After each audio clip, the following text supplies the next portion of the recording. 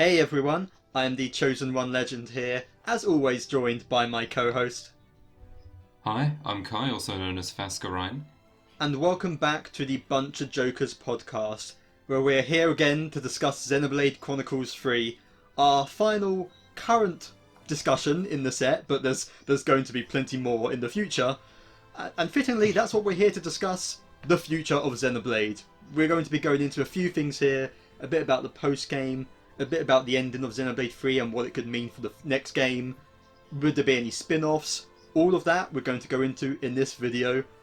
And it kind of goes without saying, but spoilers for the entire series here, so make sure you play them. We probably won't spoil X, you're safe in that regards, but otherwise the main series... Well, we'll see actually. Yeah, it's possible. I forgot X existed. I think a lot of people do, including Nintendo and Monolith Soft themselves, so... Unfortunately true, yes. But there will be timestamps, of course, as always, in the description below if you want to check out the different sections. But let's get things started straight away, and before we get ahead into the real meat of the future, let's talk a little bit about Xenoblade Chronicles 3's post-game, because that's the one thing we haven't had time to bring up. And obviously the biggest thing is that you get to play as Nia and Melia as, well, you get to have them as heroes, and you get to play as their classes, which, I mean, you could see coming when they join you in the final battle, but it's just such a nice addition that you can have these legacy characters in there. It just feels great. Yeah, it's such like a satisfying feeling because the heroes across the whole game are great, but like, you know, there's these two that you've actually physically played as before, and you know, they've got some stuff in their moveset that's reminiscent, but then also some new stuff, so it feels pretty good. There's also the fact that both of their classes are extremely good. Oh, yes. Both their classes and then their chain attack orders and FX and everything. Melia's is maybe the best in the game. Oh, yeah. It's very good.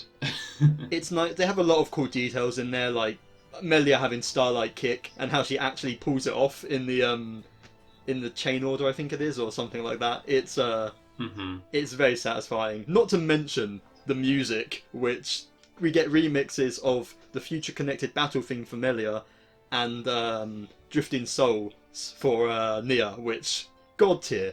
Just god tier. Yeah. I still listen to them daily. They're both of them. They're so good. It's almost, I mean, it makes complete sense to leave it till post game, and it feels like a nice reward. But it also kind of makes me upset that I wasn't able to listen to these bangers through the whole game.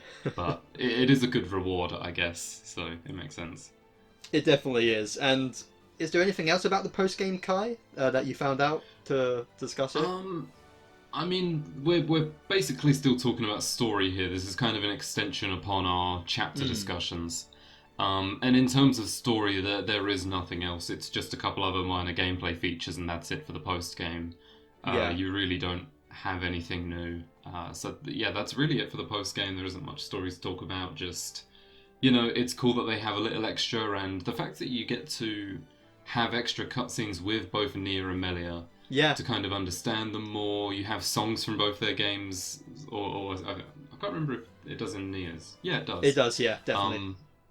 You get sort of music from both coming back. They talk about those games and their lives in them, and that's a really nice addition to have there. It's fan service done well and done tastefully as well, not just over the top and overt. It's quite nice how they handled it, and it also adds things, you know, like the kind of. I mean, you could kind of guess already, but a bit more hints that Mio might be Nia and Rex's daughter as well, and there's little details that come out of that as well. So it's definitely worth checking out if you have not done so. Go if you've beaten the game and have not gone to the post game. What are you doing? Just do it, yeah. Absolutely, and they don't make you wait to New Game Plus in this one, which is a godsend because I still never got the Torna blades and that in Xenoblade 2. But Right. Yeah, that's mostly it for the post-game then. Which brings us on to, of course, DLC. Now, we've already got the first two waves of DLC. First one was just some costumes. The second one added Eno and her story, and the challenge land where you can do get the swimsuits. We know that there's one more hero coming, and then we've got our big story DLC, our Torna equivalent. You got any thoughts on this, Kai? Yeah, so Wave 3, I don't think is going to be anything too crazy. It will probably just be like Eno, where, cool new hero, maybe a cool new story, maybe a bit of a reference here and there, but overall it's just like a standard wave. Yeah. But then you get to Wave 4, where that's where basically the equivalent of Torna might end up happening, where we're going to get the whole new story, loads of new gameplay, possibly like areas. It could be a whole thing, and we don't know for sure, but like we really hope it is, based on what they've said so far. It's surely shaping up to be about the founders. That is the main theory, and it makes so much sense that you've got these 6 statues, right, of characters. I know there was a 7th as well. You've got connections to one of them maybe being Rex and one of them maybe being Shulk, which would line up with the DLC having all 3 swords in it and whatnot. It kind of seems perfectly set up, and if it is, I mean, that's a massive bit of lore that we still know so little about. So I would be 100% down to explore that, to see this more crossover stuff, to see what this world looked like in its earlier state. There's a lot of stuff they could expand into there and really delve deep. That would be really interesting. Yeah, definitely, because the Founders lore is one thing that you get in the game, and then I wasn't sure exactly what they were going to do with it, and then of course they don't really bring it up much for the rest of the game, in terms of like a central plot sense. So it seems pretty clear that if anything, that is what the DLC will probably be based on. And it's pretty cool to see, there's a very high chance that Van Damme is the main character of this. Of course, not traditional Van Damme we know, but by name, it will be Van Damme is the main character, which I'm all for. I think that'd be really cool. I'm interested to see how they mix up anything in the gameplay to sort of bring new things into it. If any of it carries over to the main story, I don't know. Maybe there's 6 new unique classes that all get carried over or something crazy. But either way, it should be a lot of fun. Yeah, looking at Torna, it wasn't just the direct gameplay taken over. There were a lot of new mechanics, being able to play as the Blades and switch them in. Yeah, there was in general a lot of quality of life stuff. And while Xenoblade 3 doesn't need quality of life changes as much as 2's did, I'm still sure they'll change things up in some way, which will definitely be interesting. Either way, it's going to be a blast. I think the one thing that I guess some people might wonder is, and this sort of is going to tie a bit into our next discussion point, but will this DLC story be a continuation of the game rather than the Founders? Because it's not definitely the Founders, but I feel I feel like it's almost a pretty safe bet that even if it's not the Founders, it's got to be something in the past. It probably won't be looking ahead. I think they've quite purposely left that open, if you would agree with that, Guy. Yeah, that's absolutely the nature of basically all the games where they leave the ending quite... they give you a view of what is going to happen, but they do like to keep it kind of vague, kind of that's not the story you need to know, they're just going to live on normally or whatever. It's all part of it. But at the same time, if they do end up doing something it takes place ages later and the worlds have combined properly and whatever, that's amazing. Yeah. It's incredibly ambitious, so I guess we'll just have to wait and see if maybe it's actually 2 side stories where you get to play in each of the worlds in their new sort of, in their advanced forms, and I don't know, something happens, but it's almost certainly Founder type stuff. I think that's the most likely option, but hey, I'm open to if they do something more ambitious, we'll see. Yeah, and actually, before we move on to the next section, one final question I thought of is, of course, if it's anything like Torna, we'll see some old areas, some returning areas in an older state, but is there any new areas you particularly want to see?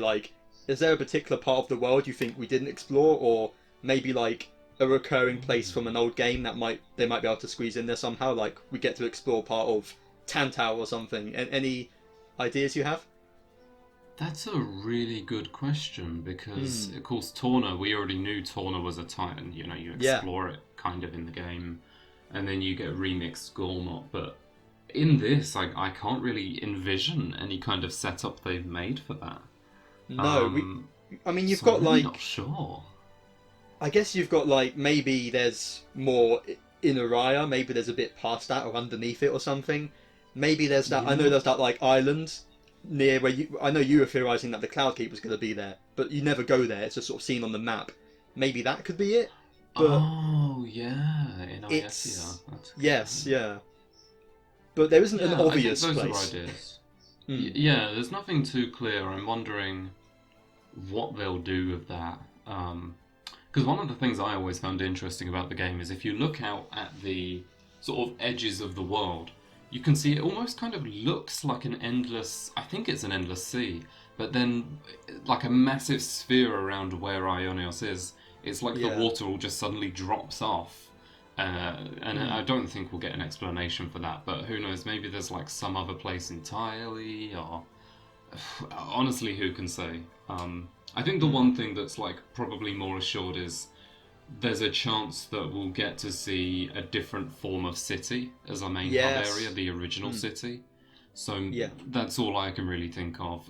A lot of it is sort of vague, like you say, but that adds to the speculation, I suppose. Yeah. Will definitely be interesting to find out, and hopefully by at least E3 we get a trailer for that. I would imagine so. Should be good. Yeah, then we can talk about it all over again, I'm sure. Absolutely. There will be plenty more discussions like this coming up when we get there. So, Yeah, but exactly. I guess then to move on to the next section, what do we think is going to be the sequel? Where do we think Xenoblade goes from here? And there's Hmm. a few options for this. Now, the first one is, of course, what if there's a Xenoblade 4? I mean, Mm-hmm. Xenoblade has become such a popular series now, it's becoming more of a recognisable IP that you almost can't imagine them dropping it at this point. So, Yeah. what would be next? Because where we end things off, it's basically like nothing happened really. The world split up, and it's back Yeah. to exactly where it was at the start of the game. There's not like a big change or anything. But of course, there's the little hint that Noah hears the little melody, the off-scene melody. I think that's meant to be more symbolic than something to dive too deep into what Mm-hmm. that means. But I guess the worlds could find each other again, and we get a real fused world, or we get something crossing between both worlds, or we get an entirely new world. But it's so hard to predict at this point, isn't it? Yeah, it's just really hard to tell what they're going to do with it Hmm. because, I mean, the trilogy feels good and they sort of have made a lot of claims that this is the end of the series and this Xenoblade story. Yeah. Um, there's a chance that maybe Xenoblade 4 starts a new trilogy or something, but Hmm. it's just really hard to tell because they've tried closing it out with 3 so much. It does raise a lot of questions as to like where do they go from here? Do they create an entire world from scratch? Because to be quite honest, they've basically done that with every game as is. Yeah. Um, it's the only difference will be is that there isn't the link to the previous games in the end, which if everything else is the same and then they just don't have the link, I'd probably be a little disappointed in a way. Hmm. Um, At that point, you so almost it's wonder. really tough. Like that leads me to one thing they could do is they could just start a new Xeno series. We had Xeno Saga and we had Hmm. Xeno Gears, and I think at least the name Xeno carries some weight now. Even if they don't call it Xenoblade, if it was Oh, Xeno, absolutely. I don't know, Xeno anything, people would still recognize it and play it, and it could still have, it could even still have Nopon. It could still Hmm. have something to do with like the conduit or whatever, the Zohar or whatever you call it from the respective series. There could be light connections that don't really connect. That is a possibility, um, but Hmm. it's impossible to say really because what either way you feel like I do want to know what happens next with Noah and Mira and all that, but I feel like that probably they wouldn't do something as simple as the next game is Noah and Mio meeting again. They don't follow up directly like that. They never have, and I don't think they ever will. So it's a Hmm. tough one. Yeah, I think that Monolith have put themselves in a almost an awkward position here by Hmm. sort of claiming that this is the last game in the set, because it's like if you don't make a sequel, you're missing out on making another game that people really enjoy and is very successful. If you make one that doesn't connect, then it's probably still going to be really good, but like the lack of connection being there is going to be a little jarring. If you make another sequel, then it's like, well, I thought the last one was going to be the last one. What are you doing? So Yeah. it's just like they're in a very awkward position. But knowing Monolith, they'll find a good way out of it. It's just Yeah. it's a very tricky position for them on that I do front. think it's interesting that this being meant to be the last, or at least the last of the trilogy, potentially the last of the series, who knows, that the way things ended, I really expect, what I thought was happening, and I've mentioned this before, is when Origin activated, what I thought was going to happen was the worlds merged safely, rather than Right. going apart. And that would have, if it was wrapping up a trilogy, that would definitely be the more thematic ending, right? That would be more like a conclusive, Mhm. these two worlds start apart, they come back together, and everyone lives happily ever after in this new world. That would be like Yeah. a perfect ending, but they didn't do that. They kept it, and they might have just done that just to have like a bittersweet ending, It definitely feels more impactful that way. But that also does mean it leaves things open more than it would have otherwise. So you almost wonder, based on that, if they're thinking of continuing this somehow, but to be honest, either way, I trust them. I feel like if it's a new thing, I'll Yeah. roll with that. If it's a continuation, I'll be hyped for that. They have earned my cash at this point, no matter what. Yeah, I mean, I feel like the other sort of points to talk about is that in the meantime, sort of what you mentioned with Xenoblade X is that to buffer out the main series, I think there's a very good chance that they do release another game in the X series first, because Yeah. that is an example of how they've been able to deviate successfully. And now that it's not stuck on a console that doesn't suit it, maybe we could get like a better X game with a better UI and everything. Maybe with some of the main team working on it, and have a good Xenoblade multiplayer game on the Switch that people can access. I feel like almost like while they're trying to figure out what to do with the main series, making it X2 is absolutely the way forward. They're not going to do a remake, they've already stated, because the assets would take too much to bring over. But I would honestly love X2. I think that's got to be on the cards at some point.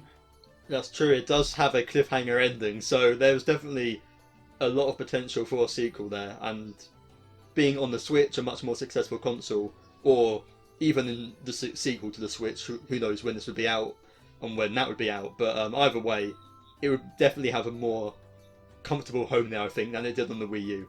I didn't even know multiplayer was a thing in Xenoblade X on the Wii U, to be honest, because who would I play it with? I mean, who else had a Wii U? Yeah. But Unfortunately, one of the reasons I stopped playing it is because there's always like the game was often feeling like it was trying to force online onto me when I didn't have anyone to play with, and I wasn't a fan of that. Just other issues that the game has, but I feel like they could really refine it and make a game on the Switch that maybe it could have like ongoing updates, and it almost does become an MMO type thing. I feel like there's honestly some potential for Xenoblade X to become a big Switch game in that genre, but yeah, I guess we'll see. The only other thing Monolith can do is work on this new IP that they're doing secretly, and I don't think it will relate to Xenoblade, but it's still Monolith and will likely have some twinges of what Monolith does, because they're the ones making it, so there'll be maybe a Xenoblade hint here or there, but yeah, it's definitely. Who knows? We can't even speculate on that because we don't know what it is. No, they released like one picture or something of something medieval looking, if I recall. But if we were to speculate on that, we could be here forever because there's so little known. If that's even still a thing ongoing, I don't even know. Of course, they've done other stuff. They did Project Cross Zone, isn't it? That series crossover Yeah, series Project they've done. X Zone. X Zone, yeah, that's it. Which had Xenoblade characters in it. They could do another one of those or something. There's other stuff they could do other than Xeno-related content, but we'll have to keep an eye out.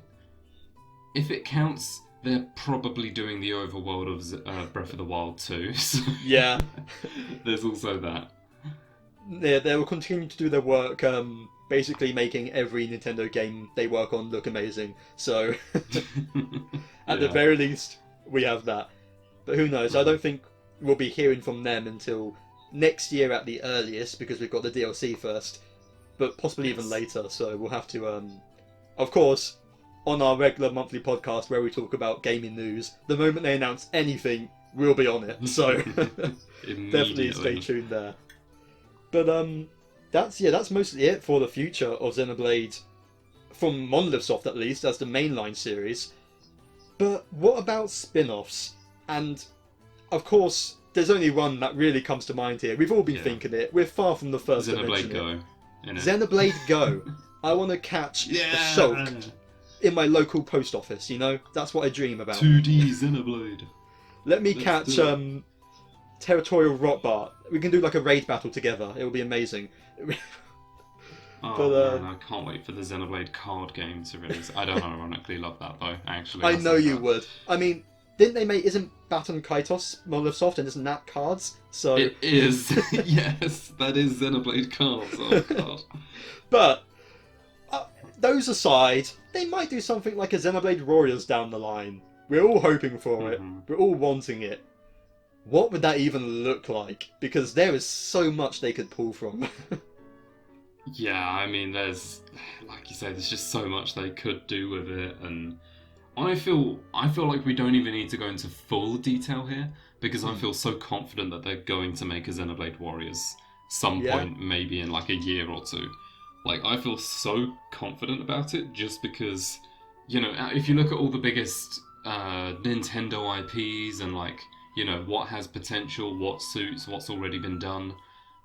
You know, 5 years ago, Xenoblade wouldn't have had a chance, but now, like, you know, when it's been one of Nintendo's biggest games, like, it was the big summer game for Nintendo in 2022. I feel like it's got potential. I don't know. I feel like they could... There's so much to draw from. They could make a million different plot lines. It's just a matter of hoping they choose a good one. Yeah. And, you know, everyone's upset about, like, oh, there's, you know, we didn't get to see Shulk and Rex and everyone meet up, which is fair, but I think that's what Xenoblade Warriors will do. I think that's going to be where all the characters meet each other, you get heart-to-hearts between the different characters from the worlds. You know, that's where what all the fan service comes in, I hope. And then you have, you know, mixtures of the battle systems. You'd absolutely have, like, break and topple and stuff, and yeah, I feel like you could make a great game that combines all the world's great sort of areas and characters and make something amazing.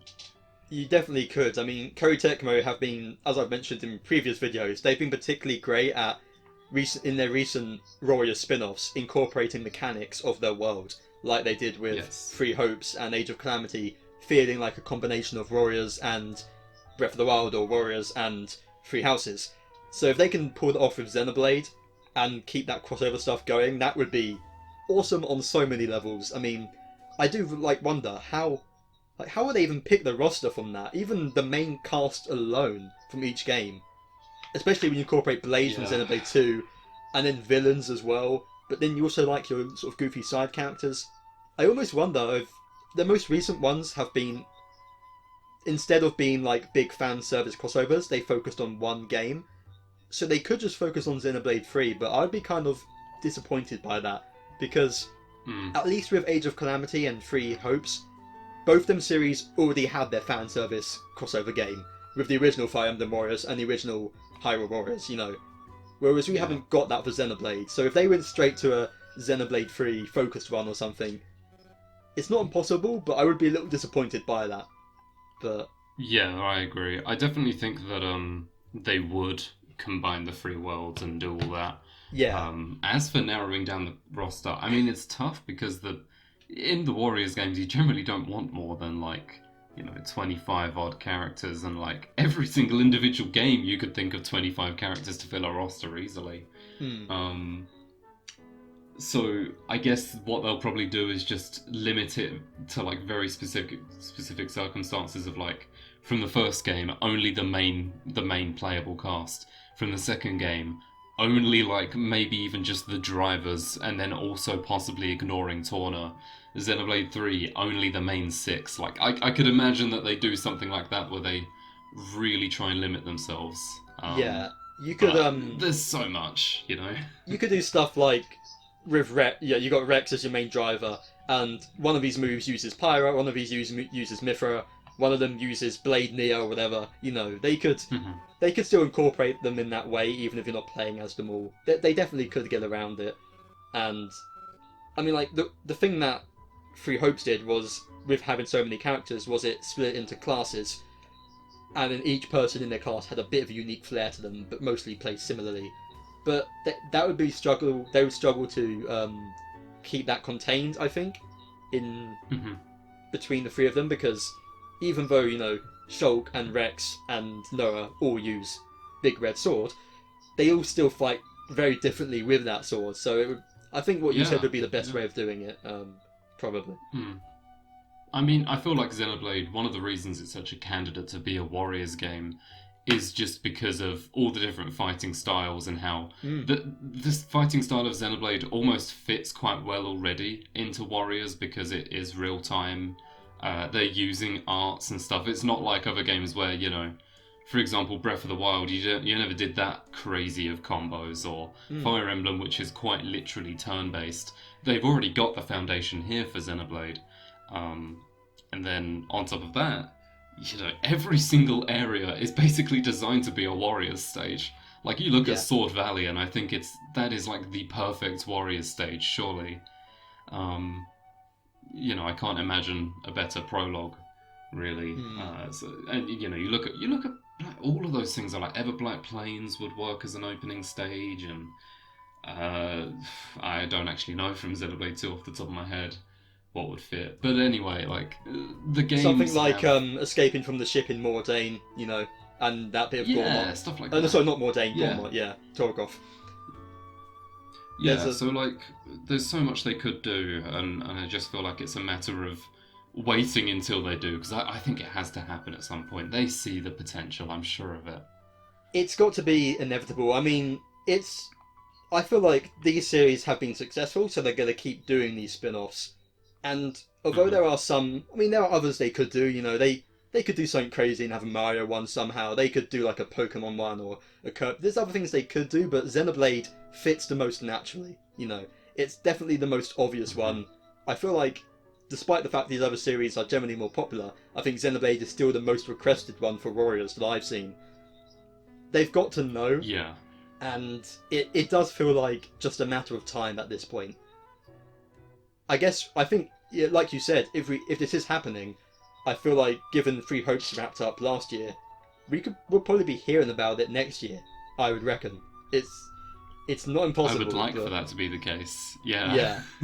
Maybe that's just optimism here. Maybe we're on pure copium, but come on. It's got to. It just fits so well. And just think of the music rearrangements. Oh, God. Yeah, and like, that's the thing, is we're not going into full detail about exactly everything, just because, yeah, it's gotta happen. It's not like we're doing a hypothetical video on what they could do. We're waiting until they announce it for that to happen, because it's gotta happen. Surely. It feels like an inevitability. Inevitability. There we go. Inevitability. Inevitability. I agree.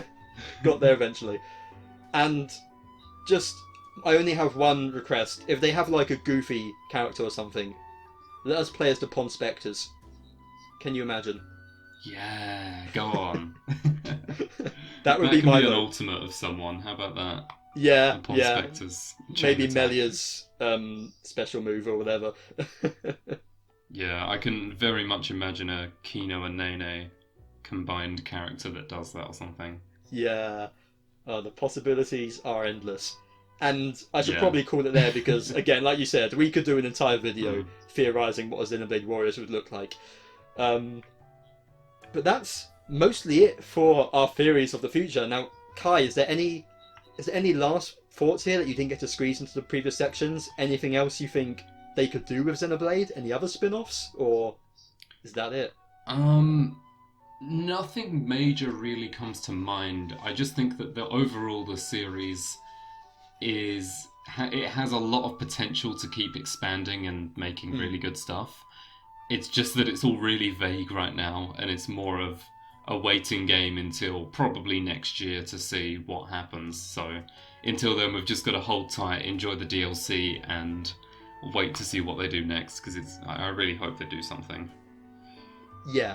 I think, like we said at the start, regardless of what they do next, whether we get a Warriors, a Xenoblade 4, a new Xeno series, it's going to stick around in some capacity, Xenoblade or Xeno. for sure, because it's great to see how popular it is becoming now, how beloved it is, how they consider it one of their flagship franchises, and whatever Monolith Soft works on turns to gold. So we're in for a treat, even if it's their next IP or new IP or whatever, for sure. And like I said earlier, you can catch us, whatever it is, you can catch us covering it here on BunchaJokahs in our regular monthly podcasts, and we'll be doing more discussions as they release the DLC and the new story content and whatnot. We'll be breaking that down here for sure in its own content. We do plan at some point to do little shorts on the heroes as well, so please stay tuned on BunchaJokahs on YouTube, or audio-only versions on Spotify, Google Podcasts, Apple Podcasts, etc. for all of that content. And Kai, where else can people find you at? They can find me on my YouTube, where the Xenoblade highlights are still being uploaded. Chapter 6, I believe, still at this point. Indeed. And then, over on Twitch, I'm still playing some different games, veering into possibly stuff I like in Azuma 11 by the time this comes out. I guess we'll see. Absolutely. Check that out. There'll be links in the description below. And also a big thank you to our graphic designer, Samm, who works on the logo and all our thumbnails and all of that. So thank you once again, Samm. There will be a link to his Twitter in the description below. And that is the end. Dear God, we made it nearly 30 minutes. We have never been this short recently. What is this madness? But you'll catch us in the next one. Goodbye, guys. Goodbye.